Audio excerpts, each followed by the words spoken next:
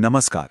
कभी सोचा है कि वाह, उफ या अरे जैसे ये जो छोटे छोटे शब्द हैं ये हमारी बड़ी बड़ी फीलिंग्स को कैसे एक्सप्रेस कर देते हैं?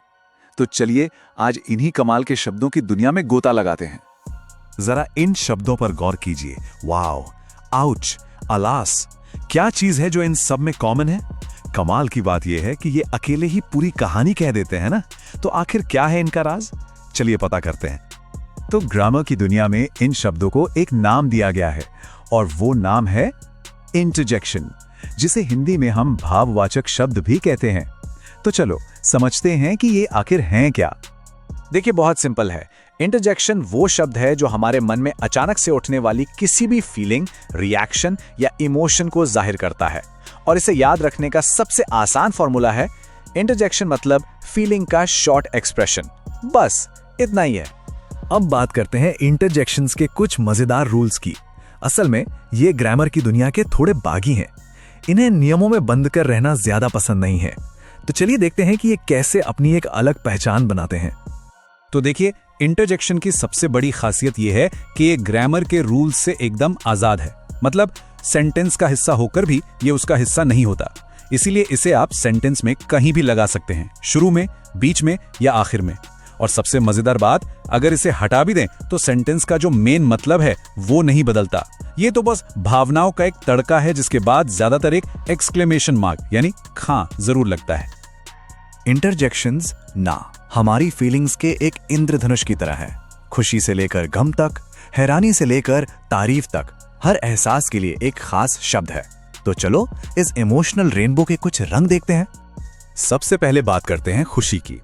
जरा सोचिए, जब कोई पसंदीदा टीम मैच जीत जाए या कोई जबरदस्त सरप्राइज मिल जाए, तब जो शब्द अपने आप मुंह से निकलते हैं वही तो हैं इंटरजेक्शंस ऑफ जॉय। जैसे ये सेंटेंस देखिए, wow, I won the match.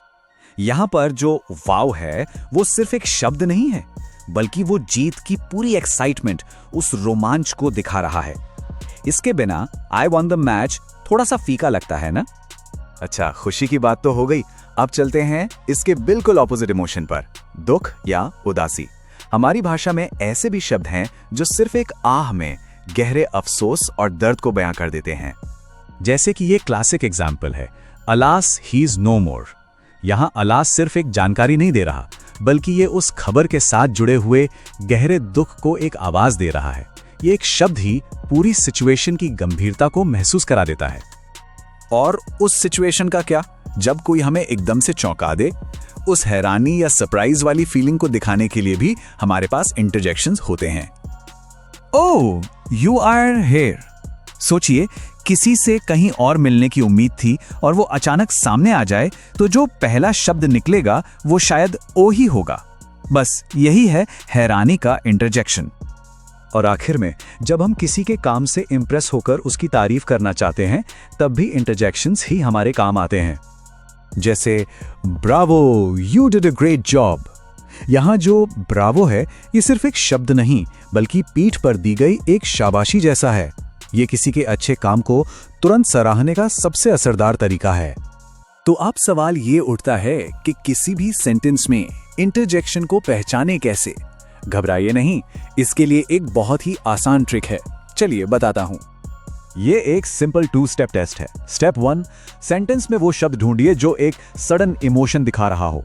Step 2, अब उस शब्द को अपने मन में सेंटेंस से हटाकर देखिए, क्या सेंटेंस का बेसिक मीनिंग अभी भी वही है? अगर दोनों का जवाब हां है तो मुबारक हो, आपने इंटरजेक्शन को पकड़ लिया है। तो चलिए अब तक जो कुछ भी हमने सीखा है उसका एक फटाफट रिकैप कर लेते हैं, ताकि सबसे जरूरी बातें दिमाग में एकदम पक्की हो जाएं।